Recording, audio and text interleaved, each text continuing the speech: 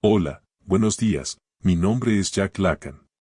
Hoy vamos a leer el Seminario 1. Antes de iniciar, recordá dejar tu comentario y pedir más videos. Bueno, comencemos con Delocutioni Significatione. Clase 20, Delocutioni Significatione, 23 de junio de 1954. Después de la interesante comunicación de nuestro amigo Granov, que venía como anillo al dedo al progreso que había abierto el seminario anterior, puedo muy fácilmente continuar mis comentarios y conducirlos hacia una precisión que, hasta ahora, había quedado en suspenso en la sucesión de interrogantes que ante ustedes he formulado. Esta precisión es la siguiente: la función de la transferencia solo puede ser comprendida en el plano simbólico. Todas las manifestaciones en donde la vemos aparecer, incluso en el dominio de lo imaginario, se ordenan en torno a este punto central. Consideré que lo más adecuado para que lo captasen era acentuar la primera definición de transferencia dada por Freud. En la transferencia se trata fundamentalmente de la toma de posesión de un discurso aparente por un discurso enmascarado, el discurso del inconsciente. Este discurso se apodera de esos elementos vaciados, disponibles que son los tajes-reste, y de todo aquello que, en el orden del preconsciente, se vuelve disponible debido a que es menor su carga de esa necesidad fundamental del sujeto, que es hacerse reconocer. El discurso secreto, profundo, se expresa en ese vacío, en ese hueco, con lo que así se convierten en materiales. Lo vemos en el sueño, pero también lo encontramos en toda la psicopatología de la vida cotidiana. Es a partir de allí que escuchamos a quien nos habla. Basta referirnos a nuestra definición del discurso inconsciente, que es el discurso del otro, para comprender cómo él confluye auténticamente con la intersubjetividad en esa realización plena de la palabra que es el diálogo. El fenómeno fundamental de la revelación analítica es esta relación de un discurso con otro que lo toma como soporte. Ahí es donde se manifiesta ese principio fundamental de la semántica, según el cual todo semantema remite al conjunto del sistema semántico, a la polivalencia de sus empleos. Así, para todo lo que es propiamente lenguaje, en tanto es humano, es decir, utilizable en la palabra, nunca hay univocidad del símbolo. Todo semantema tiene siempre varios sentidos. A partir de aquí desembocamos en esta verdad absolutamente manifiesta en nuestra experiencia, y que los lingüistas conocen bien, que toda significación no hace más que remitir a otra significación. Los lingüistas tomaron así su partido, y desarrollan hoy su ciencia en el interior de ese campo. No hay que creer que esto se desarrolla sin ambigüedades y que, para Ferdinand de Saussure, quien lo percibió claramente, las definiciones se hayan dado siempre de modo perfectamente satisfactorio. El significante es el material audible, lo cual no significa que sea el sonido. Todo lo que pertenece al orden de la fonética no está incluido forzosamente en la lingüística en tanto tal. Se trata del fonema, es decir, del sonido en tanto se opone a otro sonido en el interior de un conjunto de oposiciones. Cuando se habla del significado, se piensa en la cosa, cuando en realidad se trata de la significación. No obstante, cada vez que hablamos, decimos la cosa, lo significable, mediante un significado. Aquí hay una trampa, pues obviamente el lenguaje no está hecho para designar las cosas. Pero esta trampa es estructural en el lenguaje humano y, en cierto sentido, la verificación de toda verdad está fundada en ella. Durante una entrevista que tuve recientemente con la persona más eminente que tengamos en Francia en este área, y que legítimamente puede ser calificada de lingüista, Benvenisti, se me señalaba que había algo que nunca se había puesto en evidencia. Quizás ustedes, que no son lingüistas, se sorprenderán. Partamos de la noción de que la significación de un término debe definirse por el conjunto de sus posibles empleos. Esto también puede extenderse a grupos de términos y, en verdad, no hay ninguna teoría de la lengua que no tome en cuenta los empleos de los grupos, es decir, de las locuciones, y también de las formas sintácticas. Pero hay un límite, y es el siguiente: la frase no tiene empleo alguno. Tenemos entonces dos zonas de significación. Esta observación es muy importante, pues estas dos zonas de significación quizás sean algo a lo cual nos referimos, ya que son una manera de definir la diferencia entre la palabra y el lenguaje. Un hombre tan eminente como Benvenisti ha hecho recientemente este descubrimiento. Es inédito, y me lo confió como la línea actual de su pensamiento. Esto puede inspirarnos múltiples reflexiones. En efecto, al padre Bernard se le ocurrió decirme, todo lo que usted acaba de enunciar sobre el tema de la significación, ¿acaso no estaría ya enunciado en la Disputatio de Locutionis Significatione, que constituye la primera parte del De Magistro? Le contesté, usted habla como un sabio. Este texto ha dejado huellas en mi memoria y en el interior mismo de lo que les enseñé la vez pasada. No hay que menospreciar el hecho de que las palabras que les dirijo obtengan tales respuestas, incluso tales conmemoraciones, como se expresa San Agustín, lo cual es, en latín, el equivalente exacto de rememoración. La rememoración del reverendo padre Bernard viene tan a punto como los artículos que nos trajo Granov. Resulta ejemplar comprobar que los lingüistas, si es que pudiéramos reunir a través de los tiempos una gran familia que llevara este nombre, los lingüistas tardaron 15 siglos en volver a descubrir, cual un sol que se eleva nuevamente, como una aurora naciente, las ideas ya expuestas en el texto de San Agustín, uno de los más admirables que puedan leerse. Fue un gran placer para mí releerlo en esta ocasión.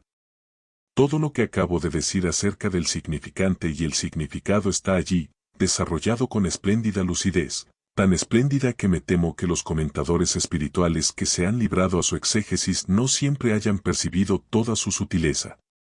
Piensan que el profundo doctor de la Iglesia se pierde en esta ocasión en cosas harto fútiles. Estas cosas fútiles son, ni más ni menos, lo que hay de más agudo en el pensamiento moderno sobre el lenguaje. 1. R.P. Bernard, solo tuve 6 o 7 horas para explorar un poco este texto, solo puedo pues hacerles una pequeña introducción. ¿Cómo traduce usted de Locutionis Significatione? R.P. Bernard, de la significación de la palabra.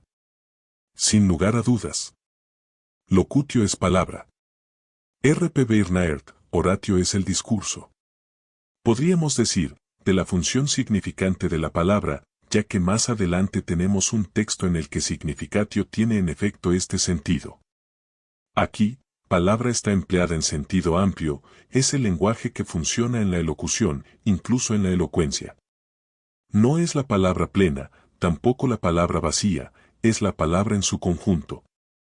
¿Cómo traduciría en latín palabra plena? R.P. Bernard, hay una expresión, sententia plena.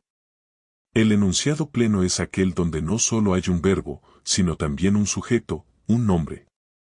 Eso significa sencillamente la frase completa, no es la palabra. San Agustín intenta demostrar aquí que todas las palabras son nombres. Para ello emplea varios argumentos. Explica que toda palabra puede ser empleada como nombre en una frase. Si es una conjunción de subordinación. Pero en la frase el sí me desagrada, esta palabra es empleada como nombre. San Agustín procede con todo el rigor y el espíritu analítico de un lingüista moderno y muestra que es el uso en la frase lo que define la calificación de un vocablo como parte del discurso. Bien. ¿Pensó en cómo traducir en latín palabra plena? R.P. Bernard, no.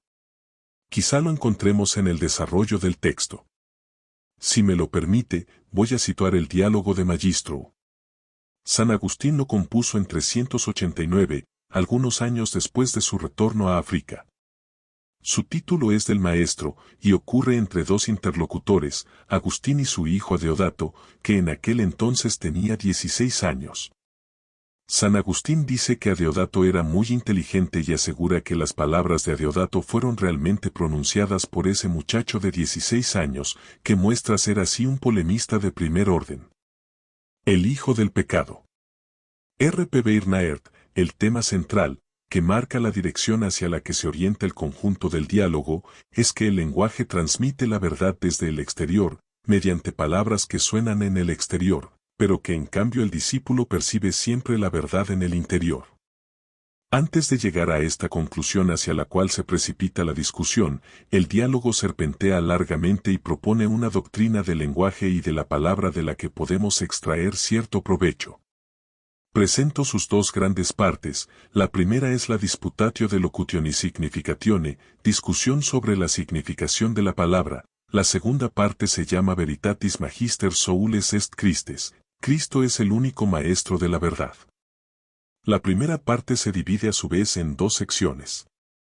La primera llamada sintéticamente de signis. Se la traduce bastante desacertadamente por acerca del valor de las palabras.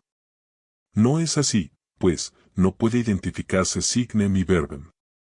La segunda sección lleva el título Signa ad dicendum nihil valent, para aprender de nada sirven los signos. Empecemos por sobre los signos. Pregunta de Agustín a su hijo, ¿qué queremos hacer cuando hablamos? Respuesta, queremos enseñar o aprender, según estemos en la posición de maestro o en la de discípulo. San Agustín intentará mostrar que, aun cuando se quiere aprender y se pregunta para aprender, también se está enseñando. ¿Por qué? Porque se enseña a aquel a quien uno se dirige en qué dirección queremos saber. Surge, en consecuencia, una definición general. Ves, pues, querido, que con el lenguaje no se hace sino enseñar. ¿Me permite una observación? ¿Captan hasta qué punto estamos desde el comienzo en el corazón mismo de lo que intento explicar con mi enseñanza? Se trata de la diferencia entre la comunicación mediante señales y el intercambio de la palabra interhumana.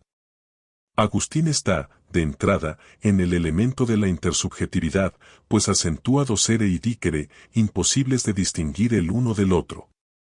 Toda interrogación es, esencialmente, una tentativa de acuerdo entre dos palabras, lo cual implica que haya primero acuerdo entre los lenguajes. Solo hay posibilidad de intercambio a través de la identificación recíproca de dos universos completos de lenguaje. En consecuencia, toda palabra es ya, en tanto tal, un enseñar. No es un juego de signos, no se sitúa a nivel de la información, sino a nivel de la verdad. R.P. Byrnaert, a Deodato, no pienso que queramos enseñar cuando nadie está ahí para aprender. Cada una de estas réplicas merecería ser aislada. R.P. Byrnaert, habiendo acentuado la enseñanza, se pasa a un modo excelente de enseñar, per commemorationem, es decir, por recuerdo. En el lenguaje hay pues dos motivos. Hablamos ya sea para enseñar, ya sea para que los otros, o nosotros mismos, recordemos. A continuación del comienzo de este diálogo, Agustín plantea la cuestión de saber si la palabra ha sido instituida únicamente para enseñar o para recordar. No olvidemos la atmósfera religiosa en la que se sitúa el diálogo. El interlocutor responde que existe además la plegaria, en la que se dialoga con Dios.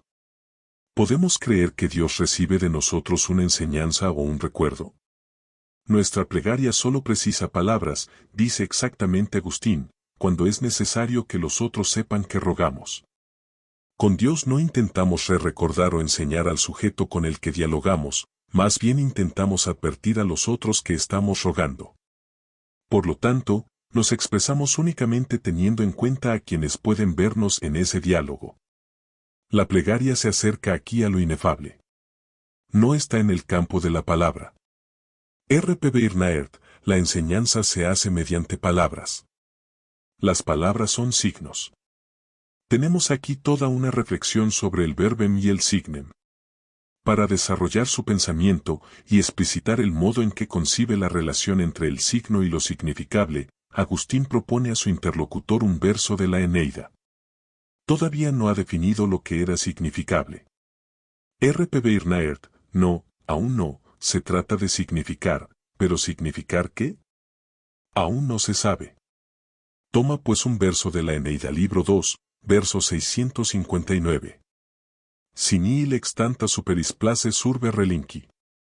Sí, de una tal ciudad, le pleis a los dioses que nada permanezca. Y mediante el despliegue de toda una mayéutica, intentará buscar ese aliqui de allí significado. Empieza preguntándole a su interlocutor. A.G., ¿cuántas palabras hay en el verso? A.D., 8. A.G., ¿entonces hay 8 signos? Ade, así es. Age, ¿comprendes este verso?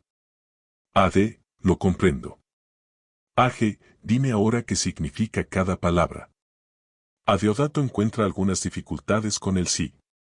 Sería preciso encontrar un equivalente. No lo encuentra. Age, sea lo que esta palabra significa, ¿sabes al menos dónde se encuentra? Ade, me parece que sí significa una duda. Ahora bien, ¿dónde se encuentra la duda, si no es en el alma? Es interesante porque vemos inmediatamente que la palabra se refiere a algo de orden espiritual, a una reacción del sujeto como tal. ¿Está usted seguro? R.P. Bernard, creo que sí.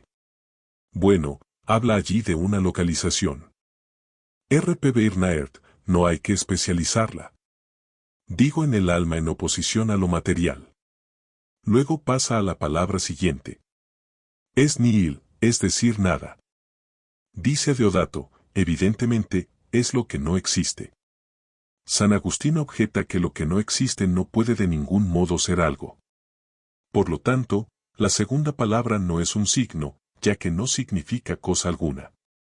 Es por error que se combinó que toda palabra es un signo, o que todo signo es signo de alguna cosa. A Deodato se siente incómodo, pues si no tenemos nada que significar, hablar es entonces una locura. Por lo tanto, debe haber algo. Age, no hay cierta reacción del alma cuando, no viendo una cosa, se da cuenta no obstante, o cree darse cuenta, que esta cosa no existe, ¿por qué no decir más bien que este es el objeto significado por la palabra nada, y no la cosa misma que no existe? Por lo tanto, lo que aquí está significado es la reacción del alma ante la ausencia de algo que podría estar ahí. El valor de esta primera parte consiste exactamente en mostrar que es imposible manejar el lenguaje refiriendo término a término el signo a la cosa. Para nosotros, esto tiene valor de señal, si no se olvida que en tiempos de San Agustín no había sido aún elaborada la negatividad. Ven ustedes que, de todos modos, por la fuerza de los signos, o por la fuerza de las cosas, estamos aquí para intentar saberlo, es sobre el nihil que tropieza en este hermoso verso. La elección no es del todo indiferente. Freud conocía ciertamente muy bien a Virgilio, y este verso que evoca la Troya desaparecida hace curiosamente eco al hecho de que cuando Freud quiere, en el malestar en la cultura definir el inconsciente, habla de los monumentos de la Roma desaparecida. En ambos casos se trata de cosas que desaparecen en la historia, pero que, a la vez, permanecen ahí presentes, ausentes. R.P. Bernard, Agustín pasa luego al tercer término, que es ex. Su discípulo le da otra palabra para explicar lo que significa. Es la palabra de, término de separación de una cosa donde se encuentra el objeto, del que se dice que ella proviene. A continuación de esto, San Agustín le señala que ha explicado las palabras por otras palabras, ex por de, una palabra conocida por otras palabras también conocidas. Lo estimula a superar entonces el plano en el que aún sigue situándose. Age, quisiera que tú me muestres, si puedes, las cosas mismas de las que las palabras son signos. Toma como ejemplo la muralla. Age, ¿puedes mostrarla con el dedo? Así veré la cosa misma de la que esta palabra de 3 sílabas es signo. Y tú, podrías mostrarla sin recurrir no obstante a palabra alguna. Sigue entonces una exposición acerca del lenguaje mediante gestos. Agustín pregunta a su discípulo si observó atentamente a los sordos que comunican con sus congéneres mediante gestos. Y muestra que, en ese lenguaje, no solo se muestran las cosas visibles, sino también los sabores, los sonidos, etc. Oh, man noni, esto me hace pensar en el jueguito que hicimos el domingo en Guitran Court. Y también en el teatro, los actores hacen comprender y desarrollan obras sin palabras, recurriendo a la danza. Lo que usted evoca es, en efecto, muy instructivo. Se trata de un jueguito en el que existen dos campos y en el que uno debe hacer adivinar al otro, lo más rápidamente posible, una palabra dada secretamente por el conductor del juego. En este juego se evidencia exactamente lo que San Agustín nos recuerda en este pasaje. Pues de lo que aquí se trata no es tanto de la dialéctica del gesto, como de la dialéctica de la indicación. No debe sorprendernos que tome como ejemplo la muralla, pues tropezará con la muralla del lenguaje, más que con una muralla real. Hay que observar así que no solo las cosas pueden ser designadas, sino también las cualidades. Si toda indicación es un signo ambiguo. Si les apuntan con el dedo una muralla, ¿cómo saber si se trata, en efecto, de la muralla y no, por ejemplo, de su cualidad de aspereza, de su color verde, gris, etc.?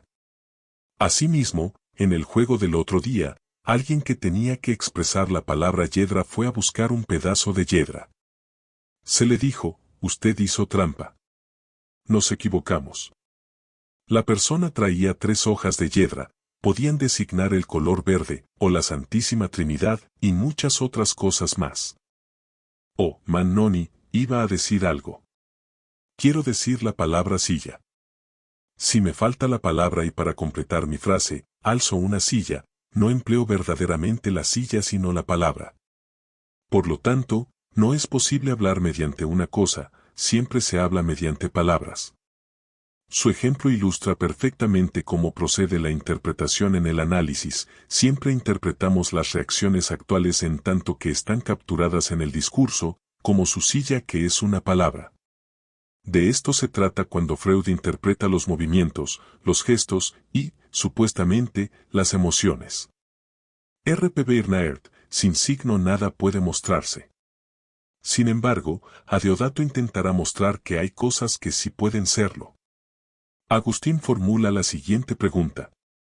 Age, si te preguntase, ¿qué es caminar? Y levantándote realizas este acto, ¿no usarías para enseñármelo la cosa misma en vez de palabras o cualquier otro signo?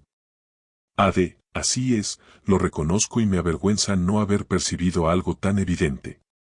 Age, si cuando caminas te pregunto, ¿qué es caminar?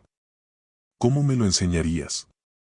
Ade, realizaría la misma acción pero un poco más rápidamente para llamar tu atención después de tu pregunta con algo nuevo, pero no haciendo nada distinto de lo que debería mostrar. Pero eso, es darse prisa que no es lo mismo que caminar. Se creerá que ambulare es festinare. Hace un momento, con el nihil se rozaba muy de cerca la negatividad, ahora con este ejemplo muestra cómo una palabra, festinare, puede aplicarse a actos muy diversos. Vemos, con más precisión, que al mostrar un acto cualquiera en su tiempo particular, el sujeto no tiene por qué, si no dispone de palabras, conceptualizar el acto mismo, pues bien puede creer que se trata únicamente de ese acto en ese tiempo determinado. Volvemos a encontrar el tiempo, es el concepto. Considerando únicamente el tiempo del acto en sí mismo, separado del acto en particular, puede conceptualizarse el acto como tal, es decir, puede ser conservado en un nombre. Por otra parte, vamos a llegar ahora a la dialéctica del nombre. Adeodato reconoce pues que no podemos mostrar una cosa sin un signo cuando la ejecutamos en el momento en que se nos interroga. En cambio, si nos preguntan acerca de un acto que sí podemos ejecutar pero que estamos haciendo en el momento en que se nos interroga, entonces podemos responder esta vez con la cosa misma, ejecutando ese acto. En consecuencia, podemos mostrar algo sin signos, a condición de no estar ejecutando el acto en el momento en que nos interrogan. Adeodato exceptúa una sola acción, la de hablar. El otro me pregunta, ¿qué es hablar? Diga lo que diga para enseñárselo, dice el muchacho, necesito hablar. Partiendo de este punto continuaré mis explicaciones hasta que le sea claro lo que quiere saber, y ello sin apartarme de la cosa que quiere que le muestre, y sin buscar signos fuera de esa cosa misma. En efecto, es la única acción que puede demostrarse, porque es por esencia la acción que se demuestra por los signos. En nuestro llamado encontramos solo la significación, pues la significación remite siempre a la significación. R.P. Bernard, Agustín retoma ahora todos los puntos abordados para profundizarlos. Tomemos el primer punto, el de los signos que se muestran por otros signos. Age, ¿solo las palabras son signos? Ade, no. Age, entonces es como si hablando significáramos mediante palabras las palabras mismas o bien otros signos. Agustín muestra entonces que, mediante la palabra, podemos significar y designar otros signos además de las palabras, por ejemplo, los gestos, las letras, etc. Ejemplos de dos signos que no son verba, gestus y litera. Aquí, San Agustín se muestra más sano que nuestros contemporáneos, entre los cuales hay quienes llegan a considerar que el gesto no es del orden simbólico sino que se sitúa, por ejemplo, a nivel de la respuesta animal. El gesto sería así una objeción a nuestra tesis de que el análisis se desarrolla totalmente en la palabra. Dicen ellos, ¿y los gestos del sujeto? Ahora bien, un gesto humano está del lado del lenguaje y no del lado de la manifestación motora. Es evidente. R.P. Bernard, continúo la lectura. A.G., estos signos que son las palabras, ¿cuál es el sentido al que se dirigen? A.D., al oído. A.G., ¿y el gesto? A.D., a la vista. A.G., ¿y cuándo nos encontramos ante palabras escritas? Son palabras o bien, más precisamente, deben ser consideradas como signos de palabras. Así, la palabra sería lo que es proferido como sonido de voz articulado con una significación, la cual solo puede percibirse con un sentido distinto al del oído. Por lo tanto, esa palabra escrita remite a la palabra que se dirige al oído, de modo que esta última se dirige entonces al espíritu. Dicho esto, Agustín va a pronunciar un verbo preciso, nomen, el nombre. Age, significamos algo con este verbo, nomen, puesto que podemos significar Romulus, Roma, Fluvies, Virtus, innumerables cosas, no es más que un intermediario. Pero existe una diferencia entre ese nombre y el objeto que él significa. ¿Cuál es esa diferencia? A.D., los nombres son signos y los objetos no lo son. Por lo tanto, siempre en el horizonte, totalmente en el límite, están los objetos que no son signos. Interviene aquí por primera vez el término significabilia. Se llamará significables a los objetos susceptibles de ser designados por un signo sin ser ellos mismos un signo. Podemos ahora ir un poco más rápidamente. Todas las últimas preguntas se refieren a los signos que se designan a sí mismos.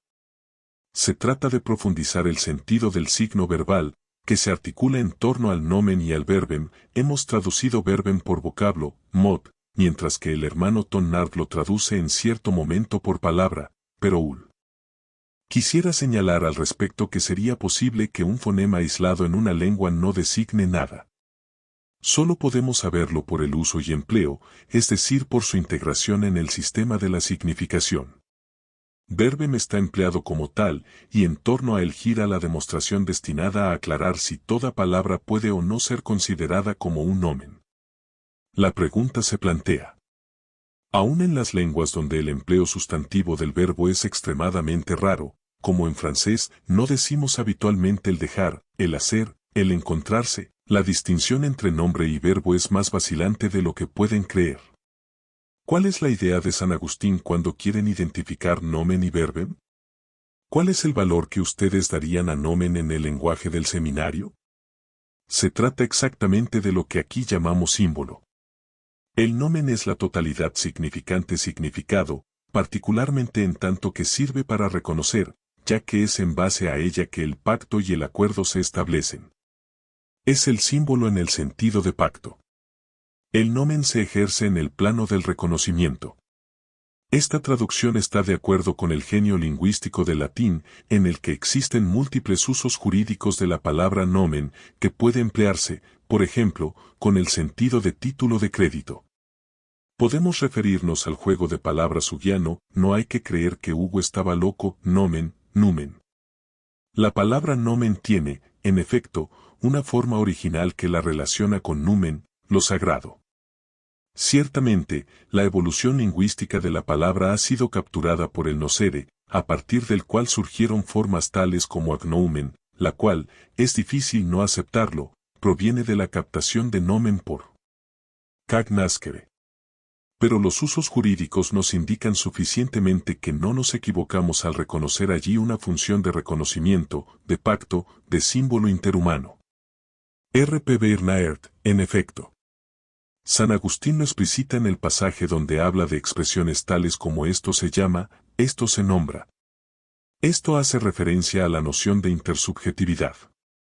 En otro lugar, establece una etimología fantástica de verbem y nomen. Verbem es la palabra en tanto impacta al oído, lo que corresponde a nuestra noción de materialidad verbal. Nomen es la palabra en tanto hace conocer. Pero, lo que no se encuentra en San Agustín, porque no había leído a Hegel, es la distinción entre el conocimiento, agnosere, y el reconocimiento. La dialéctica del reconocimiento es esencialmente humana y, como San Agustín, se sitúa en una dialéctica que no es atea.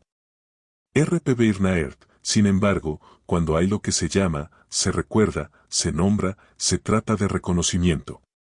Sin duda, pero él no lo aísla, porque finalmente no hay, para él, más que un solo reconocimiento, el de Cristo. No obstante, es cierto, el tema por lo menos aparece. Incluso, los problemas que no resuelve del mismo modo que nosotros, están indicados, así sucede con todo lenguaje coherente. R. P. Byrnaert, usted sabe, allí está lo esencial. Pase al segundo capítulo, el que se refiere a lo que usted llamó la potencia del lenguaje. R. P. Byrnaert, el título es Los signos de nada sirven para aprender. Esta vez no se trata ya de la relación de los signos con los signos, abordamos la relación de los signos con las cosas significables. Da signo a la enseñanza. R. P. Byrnaert, está mal traducido, es más bien a lo significable. Es así entonces como usted traduce dicendum. Sí, pero San Agustín nos dijo por otro lado que dicere, sentido esencial de la palabra, es docere. R. P. Byrnaert, paso por alto 2 o 3 páginas.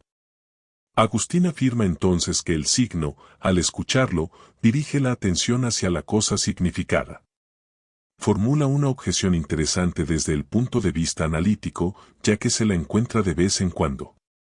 ¿Qué dirías?, pregunta a Deodato, si un interlocutor dedujera, jugando, que si alguien habla de un león ha salido de la boca del que habla? A Deodato responde, lo que sale de su boca es el signo, no la significación, no el concepto sino su vehículo.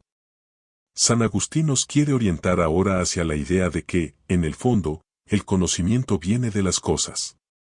Pregunta primero qué es lo que hay que preferir, la cosa significada o el signo. Siguiendo un principio universal en esa época, se debe estimar más las cosas significadas que los signos, puesto que los signos se subordinan a la cosa significada y todo lo que se subordina a algo es menos noble que aquello a lo cual está subordinado. A menos que tú pienses de otro modo, dice San Agustín a Deodato. El otro encuentra una objeción.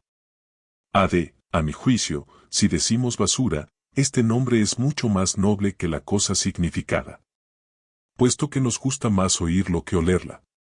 Esto permite introducir entre la cosa en su materialidad y el signo, el conocimiento de la cosa, es decir, la ciencia. San Agustín pregunta cuál es la finalidad de quienes han impuesto un nombre a una cosa tan vergonzosa y despreciable. Se trata de advertir a los otros acerca del comportamiento que han de tener hacia esa cosa. Es preciso entonces tener mayor estima por el conocimiento de la cosa, que es la palabra misma, que por la cosa. En efecto, debe considerarse que el conocimiento de la basura es mejor que el nombre mismo y debe preferirse este último a la basura misma. Pues no hay otra razón para preferir el conocimiento al signo, salvo que éste es para aquel, y no aquel para éste. Se habla para conocer, no a la inversa. Otro problema, ¿debe preferirse el conocimiento de los signos o el conocimiento de las cosas? Agustín no hace más que esbozar una respuesta. Finalmente concluye este desarrollo diciendo: el conocimiento de las cosas es preferible, no al conocimiento de los signos, pero sí a los signos mismos. Vuelve entonces al problema abordado en la primera parte. Examinemos más atentamente si hay cosas que pueden mostrarse por sí mismas, sin recurrir a ningún signo, tales como hablar, caminar, sentarse y otras semejantes. ¿Hay acaso cosas que pueden mostrarse sin signo alguno? Ninguna, salvo la palabra. ¿Estás realmente seguro de lo que dices? No estoy en absoluto seguro. Agustín ofrece un ejemplo de algo que puede mostrarse sin recurrir a un signo que me hizo pensar en la situación analítica. Si alguien que desconoce la caza de pájaros con palos y ligas se cruzase con un cazador de pájaros llevando sus pertrechos, que aún no está cazando sino camino a hacerlo, y viéndolo siguiese sus pasos preguntándose asombrado qué significa ese equipamiento, si entonces el cazador de pájaros, viéndose observado preparase sus palos con intención de mostrarse, y viendo un pajarillo cerca, con ayuda de su bastón y del halcón lo inmovilizara, lo dominara y lo capturara, el cazador de pájaros no habría enseñado así, sin ningún signo, sino a través de su propia acción, a su espectador, lo que éste deseaba saber. Me temo que lo que dije acerca de quien pregunta sobre la marcha ocurra también aquí. No veo, en efecto, cómo el arte del cazador se mostraría aquí totalmente. Es fácil liberarte de esta preocupación. Añado, si nuestro espectador tiene inteligencia suficiente para inferir de lo que observa el conocimiento total de este arte. Para lo que aquí tratamos basta, en efecto, que podamos enseñar sin signos ciertas cosas, si no todas, al menos a algunos hombres. Puedo entonces añadir que si ese hombre es verdaderamente inteligente, una vez que se le haya mostrado la marcha ejecutando algunos pasos, captará totalmente lo que es caminar. Te permito hacerlo, y con placer. ¿Ves? Ambos hemos establecido que sin emplear signos, hay quienes pueden ser instruidos en algunas cosas. La imposibilidad de enseñar algo sin signos es pues falsa. En efecto, después de estas observaciones no se trata de una cosa o la otra, sino de las millares de cosas que se presentan a nuestra mente como capaces de mostrarse por sí mismas, sin signo alguno. Sin hablar de los innumerables espectáculos en los que todos los hombres exhiben las cosas mismas. A lo cual podría responderse que, de todos modos, lo que puede mostrarse sin signos es ya significativo, puesto que es siempre en el seno de un universo en el cual ya están situados los sujetos, donde los procedimientos del cazador de pájaros cobran sentido. 2. El padre Bernard me evita, con lo que dice con mucha pertinencia, tener que recordarles que el arte del cazador de pájaros solo puede existir en un mundo ya estructurado por el lenguaje. No es necesario insistir sobre este punto. Para San Agustín no se trata de llegar a la preeminencia de las cosas sobre los signos, sino de hacernos dudar de la preeminencia de los signos en esa función esencialmente hablante que es enseñar. Aquí es donde se produce la falla entre signem y verbem, nomen, el instrumento de la enseñanza en tanto que instrumento de la palabra. San Agustín recurre a la misma dimensión que nosotros, psicólogos. Pues los psicólogos son personas más espirituales, en el sentido técnico, religioso de la palabra, de lo que suele creerse. Creen, como San Agustín, en la iluminación, en la inteligencia. Eso es lo que designan, cuando hacen psicología animal, con el nombre de instinto, de Ergebnis, se lo señalo de pasada. San Agustín abandona la esfera del lingüista porque quiere introducirnos en la dimensión propia de la verdad, cae así en la trampa de la que les hablaba hace un momento. Apenas instaurada, la palabra se desplaza en la dimensión de la verdad. Pero la palabra no sabe que es ella quien hace la verdad. San Agustín tampoco lo sabe, por eso busca alcanzar la verdad como tal, y por iluminación. A ello se debe ese vuelco total en la perspectiva. Por supuesto, nos dice que, a fin de cuentas, los signos son totalmente impotentes, pues nosotros mismos no podemos reconocer su valor de signo, y solo sabemos que son palabras cuando sabemos lo que significan en la lengua concretamente hablada. A partir de este punto, le es fácil hacer una inversión dialéctica y decir que, en el manejo de los signos que se interdefinen, nunca aprendemos nada. O bien sabemos ya la verdad en juego y, en consecuencia, no son los signos los que nos la enseñan, o bien no la sabemos, y no podemos situar los signos que se relacionan con ella. Va más lejos aún, localiza admirablemente el fundamento de la dialéctica de la verdad que está en el corazón mismo del descubrimiento analítico. Nos dice que nos encontramos en situaciones muy paradójicas frente a las palabras que oímos, no sabemos si son o no verdaderas, si adherir o no a su verdad, si refutarlas o aceptarlas, o bien si dudar de ellas. Y sin embargo, la significación de todo lo que se emite se sitúa en relación a la verdad. La palabra, tanto enseñada como enseñante, se sitúa en el registro de la equivocación, del error, del engaño, de la mentira. Agustín llega muy lejos, puesto que la sitúa incluso bajo el signo de la ambigüedad, y no solo de la ambigüedad semántica, sino de la ambigüedad subjetiva. Admite que el propio sujeto que nos dice algo, a menudo no sabe lo que nos dice, y nos dice más o menos que lo que quiere decir. Introduce incluso el lapsus. R.P. Byrnaert, pero no explícita que el lapsus puede significar algo. Pero casi lo hace, puesto que lo considera como significativo, pero no precisa de que es significativo. Hay lapsus para el cuando el sujeto significa algo distinto, aliada a lo que quiere decir. Otro ejemplo, muy sorprendente, de la ambigüedad del discurso es el epicúreo. El epicúreo nos conduce a la función de la verdad de los argumentos que él cree refutar. Pero estos tienen en sí mismos tal virtud de verdad que confirman en el oyente la convicción exactamente contraria a la que el epicúreo querría inspirar.